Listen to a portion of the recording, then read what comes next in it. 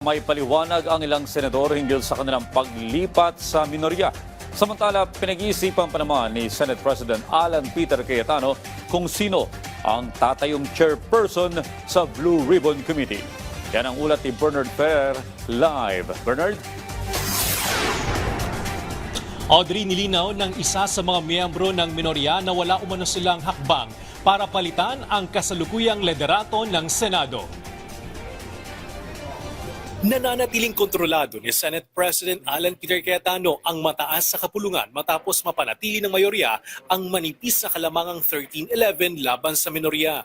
But it's a walk of faith eh. It's just, Lord, kung ilalagay mo ako dyan, lagay mo, biglang nilagay. Lord, kung tatanggalin mo ako, tanggalin mo na ako. So, I just have to make sure that every day is a day I really use to the optimum. Formal na sumapi sa minority bloc sina Senador Juan Miguel Zubiri at Senador J.V. Ejercito na nauna nagpahayag na mananatili silang mga independent. Itinuturing ang kanilang paglipat bilang pagpapalakas sa hanin ng oposisyon sa loob ng mataas sa kapulungan.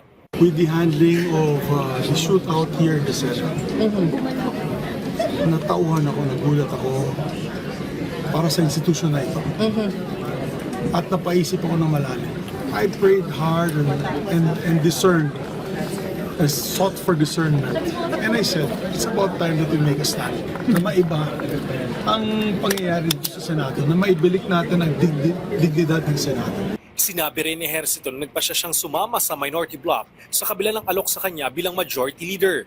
Delikado sila, delikado. Si Senator Jinggoy, Senate President offered me Alan majority. Cayetano. Sa second most powerful position. Pero kaya nga I thank you for the trust and confidence, but I chose to remain the Senate President Cayetano ang nag-offer, sir. Yes. Nilinaw ni Senador Raffy Tulfo na wala umunong aktibong hakbang ang minority bloc para palitan ang kasalukuyang liderato ng Senado. Sa kasalukuyan, binubuo ng 13 senador ang mayorya, habang 11 naman ang kabilang sa minorya.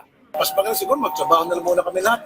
Saka namin pag-isipan yung mga kuko na yan. Okay naman, so far so good. Itinalaga ang 7 bagong chairpersons sa ilang posisyon na dating pinamumunuan ng mga senador ng minorya na sina Bam Aquino, Rizon Tiveros at magkapatid na Raffy at Erwin Tulfo. Itinalaga naman ang mga ito bilang mga vice chairpersons sa kanilang mga dating komite. Pinag-iisipan naman ni Cayetano kung si Senador Pia Cayetano o si Senador Rodante Marcoleta ang itatalaga bilang chairperson ng makapangyarihang Blue Ribbon Committee na nangunguna sa investigasyon kaugnay ng umunoy flood control anomaly. Hinihintay pa ang mga itatalagang chairpersons sa iba pang mahalagang komite sa Senado.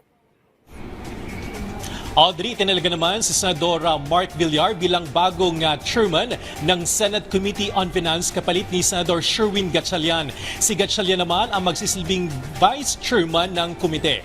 Ang Senate Committee on Finance ang naunguna sa pagdinig at deliberasyon kaugnay pa rin sa proposed national budget. Audrey? Maraming salamat, Bernard Ferrer.